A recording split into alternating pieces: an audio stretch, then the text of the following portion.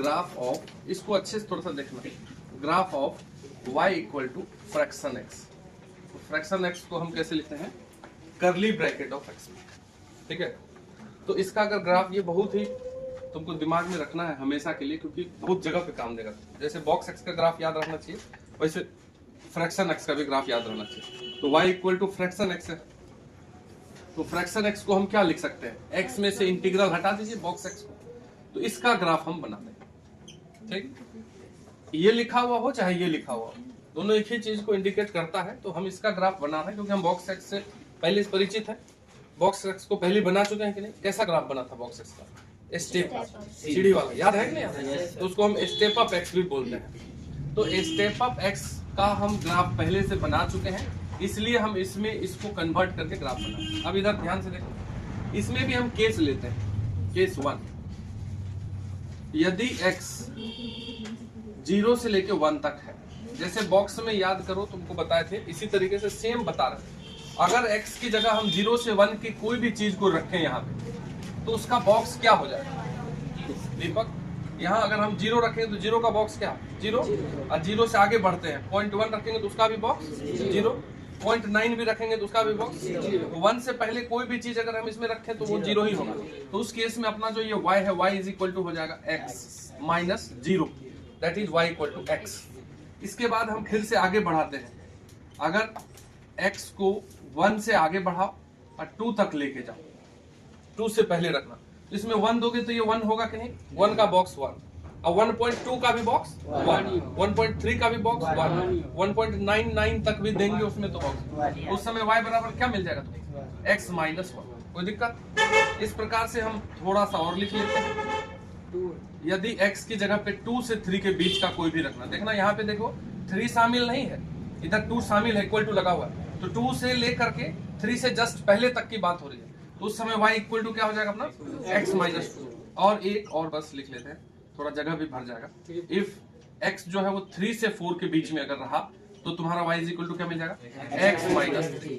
अब इसी को बनाना है, ग्राफ को बना देंगे इसको आराम से। थोड़ा सा अगर देखो, ये y एक्सिस x एक्सिस, ठीक है, बाद में लिख लेना, एक ही बार में लिख लेंगे, ठीक है। अगर तुम यहाँ पे नंबर लाइन पे नंबर सेट करो, 0 1 2 3 4, ठीक। तो देखो जो पहला लाइन है, पहला जो ग्राफ बना हुआ है वो है y इक्वल टू x, है कि नहीं? तो ये स्ट्रेट लाइन है कि नहीं? अब तुम इसको तुम पॉइंट रख के भी बना सकते हो, या इतना फास्ट होना पड़ेगा कि y इक्वल टू x का ग्राफ कैसा होता है। y इक्वल टू x मतलब ओरिजिन से पास होने वाला लाइन, क्योंकि x इक्वल टू 0 रखोगे तो 0 यहाँ से पास होगा कि नहीं होगा, ठीक है। ये भी बता दिए हैं कि पॉजिटिव स्लोप पे किधर झुका हुआ रहता है, नेगेटिव स्लोप पे किधर झुका हुआ रहता है, पता है कि नहीं पता है? तो या मतलब अगर तुम इसका ग्राफ बनाओगे तो y इक्वल टू x में अगर 0 रखें तो 0, फिर 1 रखेंगे तो क्या मिलेगा, 1, तो यहाँ से जाएगा। तो ये एक लाइन बना देंगे, तो ये है y इक्वल टू, पहले हम पूरा लाइन बना देते हैं, तो दिक्कत। और दूसरा लाइन देखो क्या लिखा हुआ, x माइनस 1, तो y एक्सिस पे ये कहाँ काटेगा, माइनस 1। जिसको भी ग्राफ बनाने नहीं आता है वो पॉइंट रख के बना लेगा, नहीं समझ रहे हो? पॉइंट क्या रखेंगे कि अगर हम यहाँ x की जगह 1 रखेंगे, यहाँ 1 रखोगे x की जगह, तो y 0 होगा कि नहीं होगा? तो मतलब y 0 होगा तो x एक्सिस आ जाएगा, 1 0 यहाँ से जाएगा कि, ठीक। समझ रहे हैं कि नहीं बात को, क्या बोल रहे हो? नहीं समझेंगे तो गड़बड़ हो जाएगा। और अगर x की जगह इसमें 0 रख दो, तुम यहाँ 0 रखोगे तो y क्या मिलेगा तुम्हें, तो यहाँ से जाएगा। कोई भी 2 पॉइंट अपने मन से रख के पॉइंट लेंगे और बना देंगे, तो ये जो लाइन बनेगा ये होगा y equal to x minus 1, ठीक। इसी प्रकार से y equal to x minus 2, वो माइनस 2 पे y एक्सिस को काटेगा, क्योंकि ये जो y equal to mx plus c बताए थे तुमको, ये जो इसमें c होता है, c क्या होता है, y एक्सिस का इंटरसेप्ट। तो जो यहाँ लिखा हुआ है y एक्सिस पे, वहीं से वो जाएगा, तो यहाँ x के बाद क्या लिखा हुआ, तो ये y एक्सिस पे माइनस 2 से जाएगा, ये एकदम तय है। ऐसे भी तुम स्लोप से भी देखो, इसका स्लोप कितना है, 1 है, तो पॉजिटिव मतलब 45 डिग्री पे यहाँ से अगर जाएगा तो ये ऐसे सीधा सीधा, तो ये जो लाइन बनेगा ये हो गया y equal to x minus 2।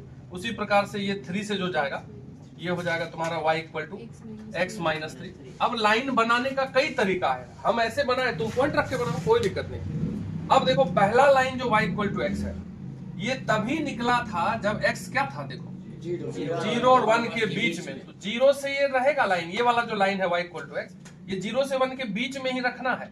तो 1 के ऊपर तक इसको रहने दीजिए, और 1 के बाद तो ये नहीं रहेगा, तो ये लीजिए डॉट से काट दिए, और नीचे भी नहीं रहेगा जी। फिर 1 पे एक व्हाइट सर्कल लगा दिए, क्योंकि यहाँ पे 1 शामिल नहीं है। और दूसरा वाला जो लाइन है, ये वाला लाइन, ये जो दूसरा लाइन बना है, ये 1 से 2 के बीच का है, तो 1 से 2 के बीच में इसको रहने दिए, 2 के ऊपर तक ऐसे लिए, फिर इसके इधर ऐसे ऐसे काट दिए। नहीं है वो, लिखने की कोशिश तो करो मत, फालतू में तुम लोग लिखने लगते हो। ये हो गया, यहाँ पे कैंडल बना दी। फिर थर्ड लाइन जो x-2 बनाए हैं, ये 2 से 3 के बीच में है, तो 3 के ऊपर तक ऐसे एक लाइन लिया, यहाँ एक, इसके बाद ये हटा दी, फिर इधर भी हटा दी, और ये वाला लाइन 3 से 4 के बीच में आया होगा, तो इधर हटा दीजिए। हटा दिए मतलब डॉट कर दिया तो नहीं।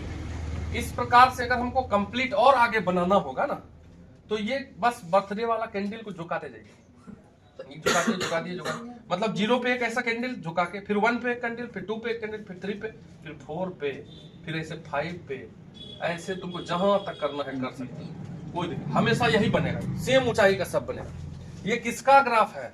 फ्रैक्शनल पार्ट ऑफ एक्स का। ये जो ग्राफ बना है, ये किसका ग्राफ है? y equal to fractional part of x. तो ग्राफ से हमको एक दिख रहा है कि इसका ग्राफ 0 के नीचे, मतलब एक्स एक्सिस के नीचे नहीं जा रहा है, मतलब फ्रैक्शन का वैल्यू नेगेटिव नहीं होता है। किसी भी नंबर का फ्रैक्शन जो है, ये फ्रैक्शन 0 के ऊपर ही बना है कि नहीं, देख लो, तो 0 और 0 के ऊपर रहता है, 0 लाइन को टच कर रहा है कि नहीं, लेकिन 1 से नीचे ही रहता है। देखो 1 ऊंचाई है, तो 1 ऊंचाई पे जाकर के एक व्हाइट सर्कल लगा हुआ है, मतलब 1 पे है नहीं वो, तो लेस देन 1 होता है। तो किसी भी, कोई पूछे किसी भी नंबर का फ्रैक्शन क्या हो सकता है, तो 0 और 1 के बीच में हो सकता है, जिसमें 0 हो सकता है लेकिन 1 नहीं हो सकता, कभी नहीं हो सकता।